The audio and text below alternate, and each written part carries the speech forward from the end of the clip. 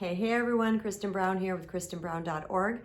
I'm a relationship healing and self-worth recovery life coach, author, mentor, and the host of the Sweet Empowerment podcast, Reclaiming Your Personal Power. You can find that on iTunes, Spotify, and SoundCloud. Also, I have a playlist here where I have interviews with experts. You can find the links in YouTube as well. Today, I want to talk to you guys about 4 ways to spot a toxic person early. If you are someone who is listening to this video or have even searched for this topic, chances are that you are someone who has a backstory of this pain. And I'm going to call it pain because it is so incredibly difficult to be in a relationship with a toxic person.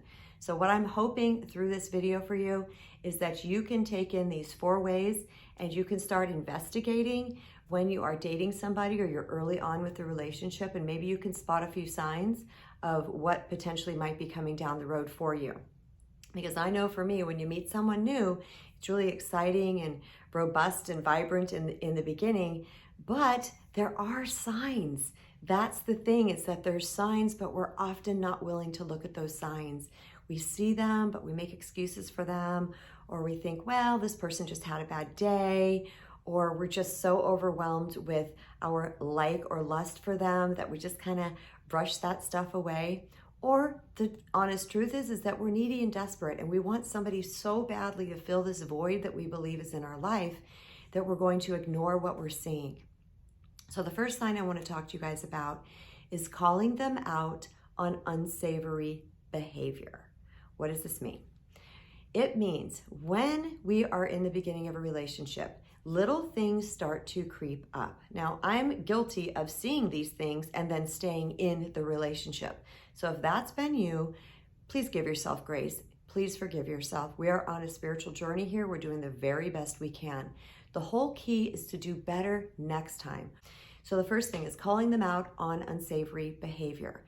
Let's say you see something that kind of makes your little antenna go up, and you're like, yeah, I really don't like that. What was that? That made me uncomfortable. That was a little attacking. Maybe you didn't like the way they were speaking to their mother, father, or the way they treated their children, or they were rude to the host or hostess of a restaurant, or not nice to a server at a restaurant, whatever it might be. When you start to see these things come up, or it's behavior that is directed towards you. It could be things like not being true to their word, not following through with things they're saying they're going to do. Anything that you're kind of like, yeah, this doesn't feel right to me. I want you to trust that feeling that's happening inside of you. I want you to go, yeah, I need to trust this, because this is most likely the things that you've ignored in the past, as have I. And it's really important that we go, okay, I need to do things differently this time, and I'm going to pay attention to what I'm seeing. All right, so what happens after you call them out on their behavior? This is key right here. How do they handle it? Do they make excuses for it? Do they try to turn it around on you? Do they try to say it's okay? Or I've heard this little gem before, that's just the way I am. Like it or lump it. That's probably going to be a lump it for me.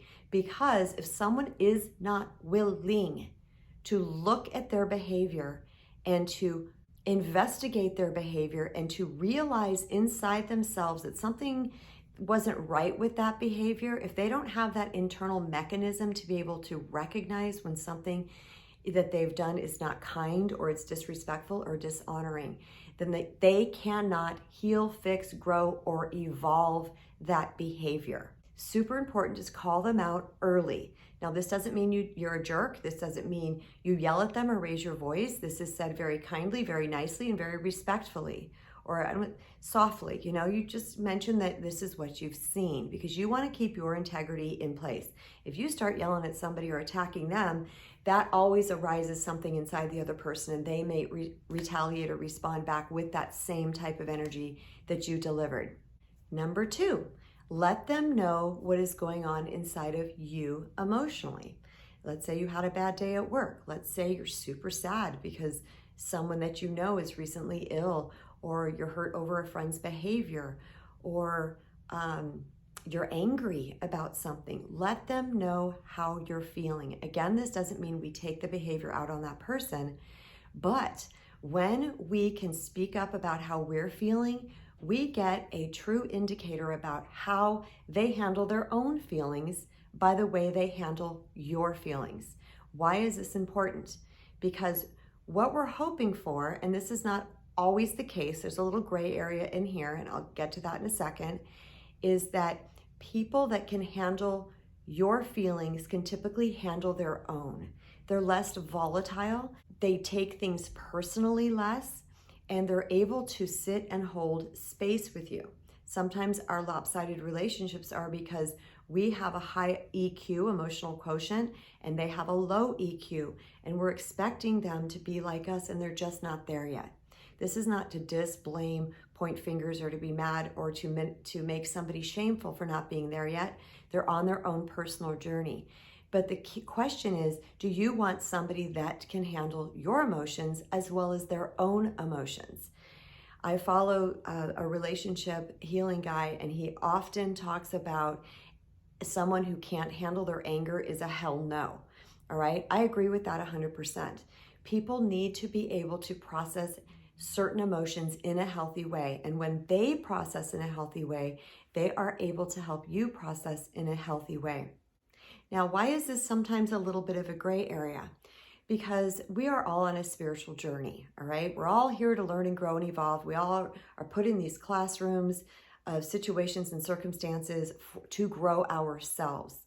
So where's the person at on the journey? Maybe they can't really relate to your emotions, or maybe they don't have the verbal acuity to handle your emotions, but they're fully present with you. They're hearing you, they're saying stuff like, yeah, that sucks. And you can feel their empathy and you can feel their compassion. Not all people are verbally acute. However, we are connected. All of us are connected. And if you're feeling a soul connection, this person really is trying to get you and is holding space for you, then we need to give them a little bit of leniency there, because they may not be as verbally acute as you are. Number 3, pay attention to how they deal with not getting their way. Woo, this is a good one. Why do I love this one so much? Because oftentimes toxic people can be a little bit selfish too. And we know in the extreme spectrum of that is narcissism. And this will identify a narcissist fairly quickly. How are they acting when they're not getting their way? Are they having themselves a tantrum? Are they getting upset? Are they pouting? Are they, what exactly are they doing? Because it's super important for us to realize that if we're with somebody who is selfish or who is entitled, that's a problem. Because it's going to be all about them in the relationship. Again, not to diss or shame anybody. They just haven't developed that yet, because potentially nobody in their life has provided that classroom for them. If they were coddled, if they were given everything they wanted as a child, if the parents didn't call them out on their bad behavior or give them consequences for their behavior, chances are they've never really had any reason to grow in that area. Again, this is just an indicator. It's something that we want to be aware of. Now, in the case of a narcissist, this is a tricky area, because some experts say narcissists can never change and heal, and some people will say they can. Then there's also this other spectrum of, is it a narcissistic trait, because we can all have those traits, or is it full-blown narcissism? All right, that's not what this video is about. There's tons of experts out in the world talking to you about narcissism, so you can flip over to one of their channels and dig in there a little bit better. However, if you are with somebody who fails to take responsibility, who does not care about your emotions, and is entitled, chances are you're probably with a narcissist. Number 4, watch for disrespect. Now, an interesting story with me is back in the day, I would say teens up through 20s, I didn't even really know what the word disrespect meant. I'd heard the word, of course, it's a common word, but I didn't really know how it applied to me. So when I was being treated poorly, all I could really say was, I don't like the way they treat me. I didn't have that word in my repertoire yet. I didn't really know to call it disrespect until way later, when I started to learn about that word, and I was like, I was just really freaking disrespectful. I was being disrespected. And it was kind of an aha moment for me. But from that moment on, I realized that it is up to me to teach people how to treat me, and I need to be very aware of disrespectful behavior. Now, this is not only with our partners. This can be in our families as well, and this can be in our friendships. It can also be in our workplace. So it's important to know what respect means for you. What does it mean for you? A couple things could be being spoken to in a kind way. It could be somebody not calling you names. It could be somebody being on time. Constantly waiting 30 minutes for somebody could feel disrespectful to you. It could be somebody not making you a priority in their life, or lying to you, or gosh, worse, it could be betrayal. There's a ton of things that fall under the disrespect spectrum.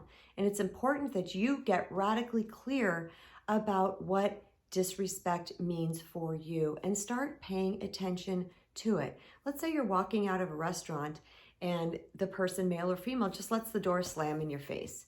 All right? To me, that's disrespectful. And that's something that you want to speak up about, that you want to say to them, hey, you kind of let that door slam in my face.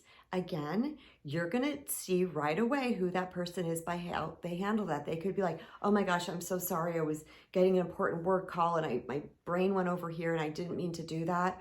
Or they could say something like, you can't just hold the door open. I mean, this is up to you. There's so many ways that we can spot toxicity early. The key is to, number one, be willing to spot toxicity early, because many times we're so desperate and needy for somebody to love us that we don't want to spot the toxicity. We ignore it, we hide from it, like I mentioned earlier. If you truly are in the department of attracting and creating a healthy relationship, and you have had your king's share of disrespect and dishonor and toxic people, then this is the video for you. And I hope you take good notes, maybe listen to it again. I hope you got a lot from it. And I would super love to hear your comments. If you have any questions, leave them below in comments. And don't forget to subscribe and hit the little bell icon so that you can receive notifications when I post again. So much love to you guys. Thank you for being here. Mwah.